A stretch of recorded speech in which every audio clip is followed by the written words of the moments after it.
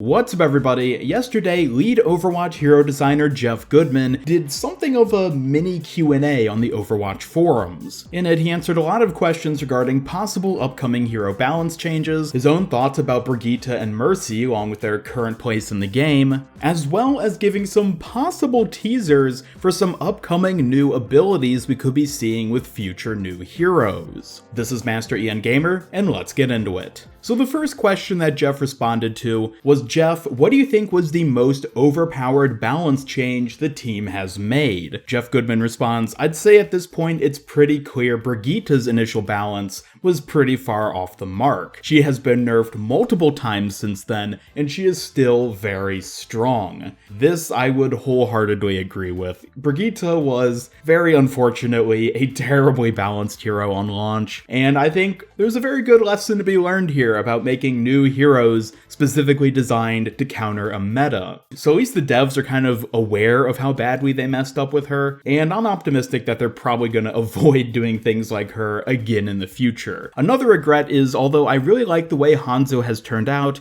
I somewhat regret increasing his projectile speed specifically. It will always feel great when testing a change like that, and it has helped make him a lot more consistent, but he has lost some of what helped make him feel very different than other heroes. That's not to say you're going to see Hanzo nerfed next patch or something, but it's just one of those retrospect things where I wonder if there was another way to get to the same goal. Now, what he seems to be addressing here is the fact that increasing Hanzo's arrow projectile speed makes it feel less like you're firing a bow and arrow and more like you're just firing a gun that is a bow and arrow. The slow projectile speed definitely added a unique element to him where you really had to lead your shots and anticipate where the enemy was going to be, and while he's better now that the projectiles move faster, I definitely understand what he means when he says that Hanzo has sort of lost that unique feeling. Even if he is technically better because of it, it does kind of suck that he lost that sort of interesting aspect to him. And so I find it pretty interesting to hear Geoff bring this up as something that they kind of regret, but at the same time know that was maybe kind of necessary. The next question Geoff responded to was asking about possible upcoming hero balance changes. We're mostly going to see how this next patch shakes out, since it has a ton of changes in it already. That said, we would have liked to keep the Junkrat buff at 140 from a pure DPS standpoint, especially against tanks and barriers. But it was just really pushing it once he could one-shot 200 health heroes with a 50+% boost. Orisa ult, Nano, Batiste ult, etc. We experimented with having the grenades no longer explode on enemy impact once they hit a surface,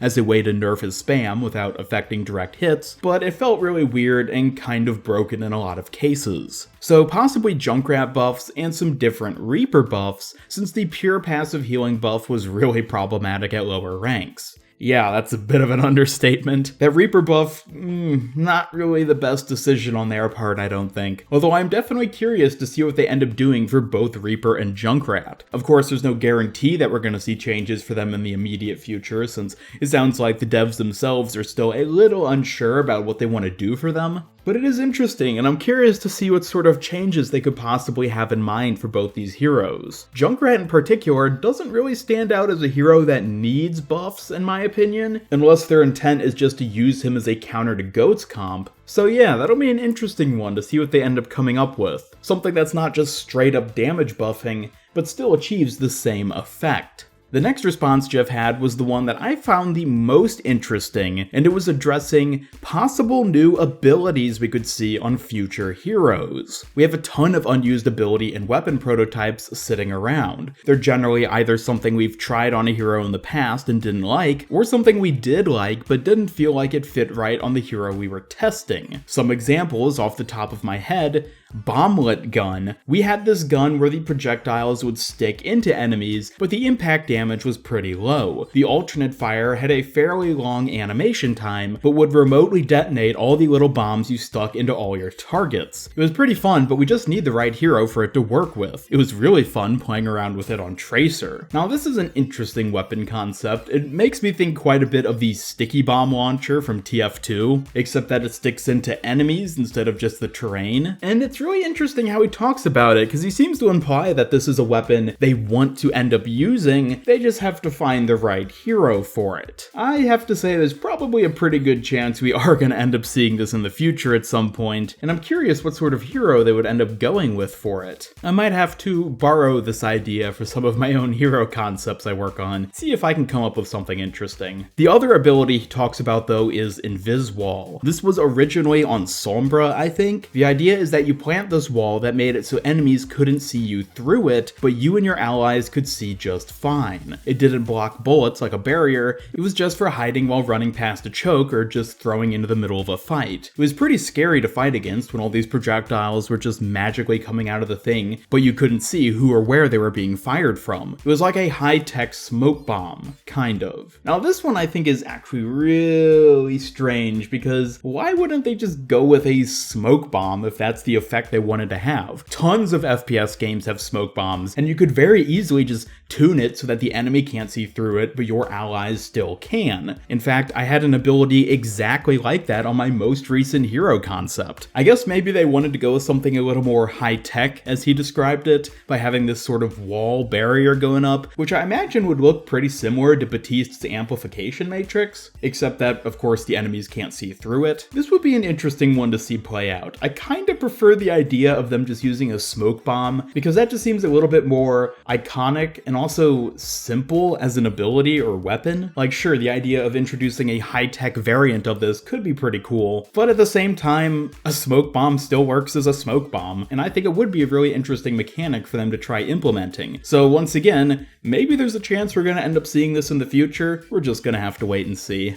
Another mechanic which he alluded to in another response to the same question is that I always thought it would be cool to try to do some sort of tunneling effect where you could maybe temporarily destroy or remove a small part of a level to move or shoot through. Honestly, it probably never happened due to immense tech issues, but it always seemed like it could be cool to see. Yeah, I'm basically on the same page as Geoff when it comes to this one. It would be an interesting ability and concept, but the technical issues you'd run into with it when it comes to just the map designs and whatnot, I just don't think it would ever work, in all honesty. A cool idea, but one that I just don't think would ever end up happening. The next response Geoff made was to a question talking about possibly buffing Mercy in certain ways to make her a little bit stronger, namely increasing the amount of heals per second she deals out, or giving her some sort of temporary boost on her reload button. Geoff's response was, I think it's certainly possible. Overall, her healing output is still higher than the other healers, which she pays for by not being able to split focus and do other things while healing. I'd also love to be able to increase the power of her damage boosting, but it causes a lot of issues with various breakpoints where suddenly X hero can one-shot 200 health heroes, etc. There are other ways to make it feel better without just adding raw damage though, we'll see.